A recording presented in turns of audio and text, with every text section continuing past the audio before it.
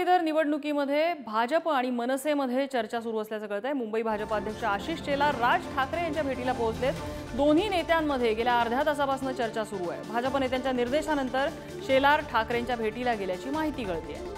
मनसेने कोकण पदवीधरसाठी अभिजित पानसे यांच्या नावाची घोषणा केलेली आहे। या जागी भाजपचे डावखरे हे विद्यमान आमदार आहेत। ओम देशमुख आपल्याला अपडेट देत आहेत। ओम, काय तपशील? अर्धा तास चर्चा सुरू आहे।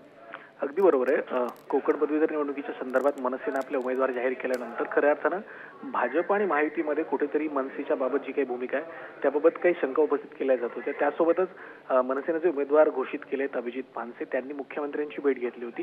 त्यानंतर कुठेतरी या सगळ्या महायुतीमध्ये कोकणच्या जागेवरून काहीसा वाद आहे अशा प्रकारची खऱ्या अर्थानं चर्चा सुरू झाली ती। या सगळ्या पार्श्वभूमीवरती मनसे अध्यक्ष राज ठाकरे यांच्या भेटीला भाजपचे मुंबई अध्यक्ष आशिष शेलार पोहोचलेले आहेत आणि कुठेतरी भाजप नेत्यांच्या निर्देशानंतर ही भेट होते अशा प्रकारची माहिती समोर येते।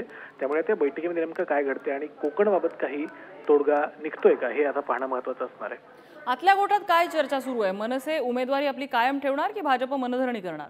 खरं तर गेल्या अनेक दिवसांपासून अनेक महिन्यांपासून अभिजित पानसे यांनी या जागेसाठी उमेदवारीसाठी प्रयत्न सुरू केले होते। मात्र भाजपनं अशा प्रकारची भूमिका मांडली की तिथे स्थानिक विद्यमान आमदार हे भाजपचे आहेत। त्यामुळे ही जागा सोडणं भाजपसाठी काही अर्थानं अडचणीचं ठरू शकतं। त्यातही निरंजन डावखरे हे भाजपच्या वर्तुळामध्ये महत्त्वाचे नेते मानले जातात। त्यामुळे या जागेबाबत नेमकं काय तोडगा निघतोय हे पाहणं खरंच। ओम, धन्यवाद या माहितीबद्दल।